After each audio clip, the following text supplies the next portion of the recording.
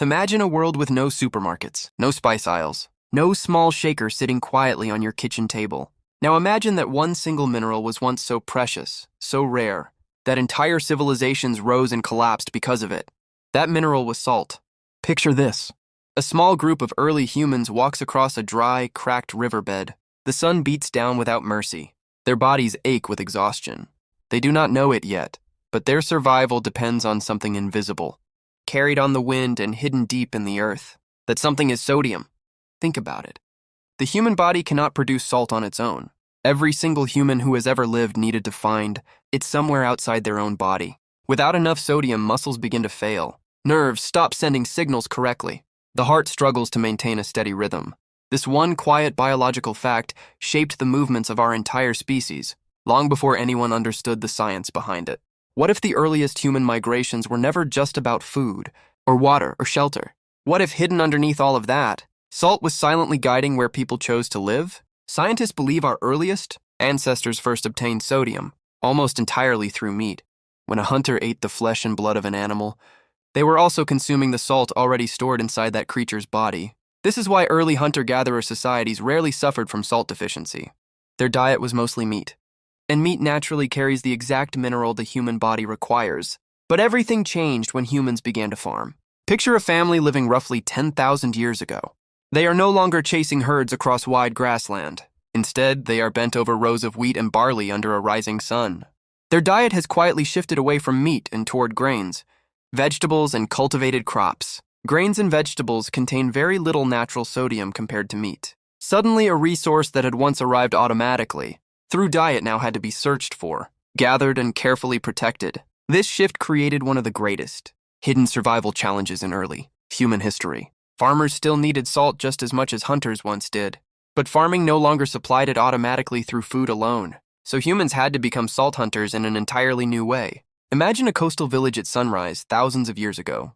Women walk toward the shoreline, carrying rounded clay pots balanced against their hips. They are not fishing this morning.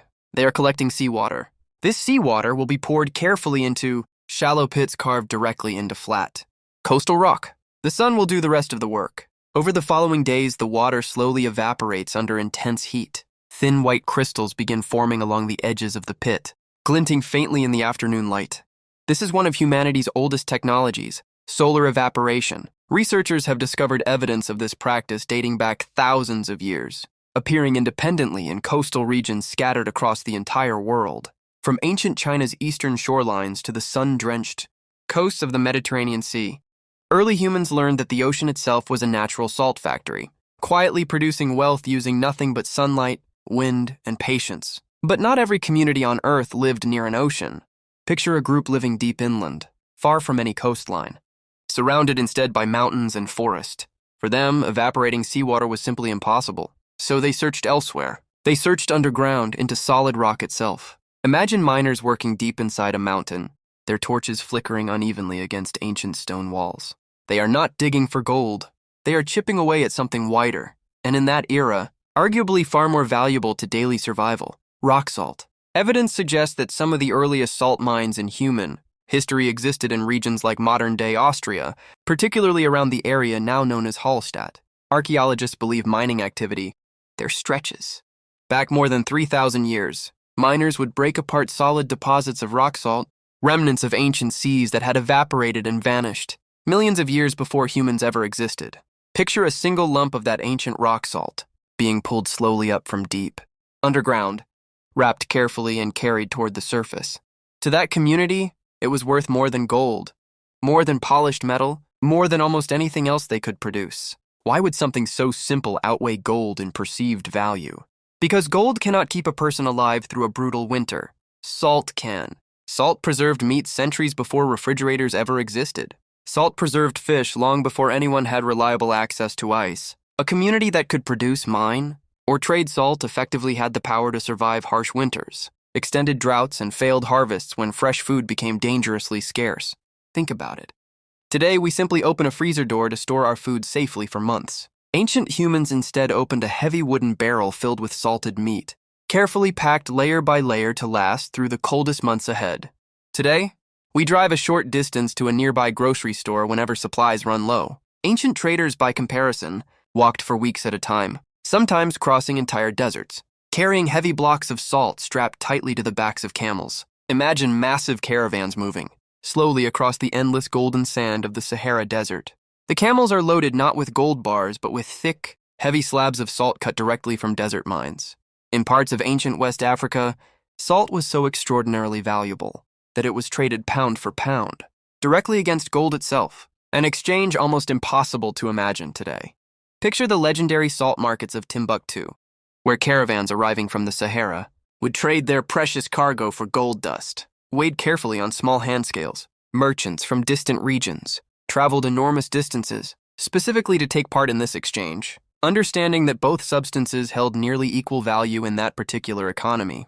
Researchers believe entire trade routes were constructed simply to move salt from one region to another. Cities grew enormously wealthy just by controlling access to a single reliable salt deposit. Wars were fought over control of productive salt mines. Governments collected specific taxes on salt production, fully understanding how essential and valuable this single mineral truly was to daily survival. Picture a Roman soldier receiving part of his official payment in salt instead of coins. Some historians believe this is where the word salary may have originated, closely tied to the value once placed on salt within the Roman economy. Imagine an entire empire's military being partially compensated, using a mineral we now casually sprinkle onto food without a second thought. Now imagine something even larger. Ancient Rome built an entire road, specifically to transport salt inland from coastal salt pans. This route became known as the Via Salaria, or the Salt Road. Picture heavy carts, loaded with salt rolling steadily. Along this road, moving from the coastline deep into the interior of Italy, feeding cities that depended entirely on this single imported resource. Scientists also believe salt played a critical role in shaping ancient migration and settlement patterns. Communities often settled permanently near reliable salt sources, whether coastal shallows perfect for evaporation or natural inland salt springs bubbling quietly up from the earth. Wherever salt could be reliably found, human settlements tended to follow and remain rooted there for many generations. Imagine a small watering hole out in the African savanna, its edges crusted white with mineral deposits left behind by evaporation. Wild animals would gather here specifically to lick the exposed salt from the ground. Early humans noticed this pattern repeating itself season after season. Wherever animals gathered for salt, humans eventually followed, learning to read the landscape the same careful way the animals instinctively did. This deep connection between salt and survival was never just physical. It gradually shaped culture. It shaped religion. It shaped entire ancient economies. Many ancient civilizations considered salt to be sacred. Ceremonial offerings of salt appeared inside temples and religious rituals. Across multiple unrelated cultures, salt became a powerful symbol of purity, protection, hospitality, and life itself. Picture an ancient marketplace centuries ago, where merchants haggle loudly over the price of tightly bound salt, blocks stacked high on wooden carts. A single mistake in judging quality or weight could mean the difference between meaningful profit and financial ruin for a traveling trader. Salt was never simply seasoning in this world. It was currency. It was survival. It was social status. Now picture something surprising. In certain regions of the ancient world, entire towns and cities were named directly after salt itself. The very identity of a settlement became permanently tied to the mineral buried beneath its soil or evaporating steadily along its coastline. Even today, some place names across Europe still quietly trace their origin back to ancient words meaning salt. Think about it. In ancient China, salt production eventually became so economically important that the government took direct control over it. Salt became a state monopoly, meaning private citizens were forbidden from producing or selling it independently. Entire government departments existed purely to manage salt production, distribution, and taxation across the empire. Centuries later, in medieval France, a similar pattern would repeat itself.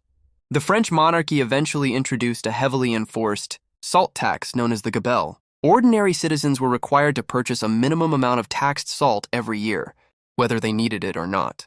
Smuggling untaxed salt became a serious crime, sometimes punished severely by the state. Imagine desperate salt smugglers moving quietly through forests at night, avoiding patrol routes, risking harsh punishment, simply to trade an essential mineral outside government control. This tension around salt taxation would eventually become one of many long-simmering grievances that contributed to growing unrest among the French population.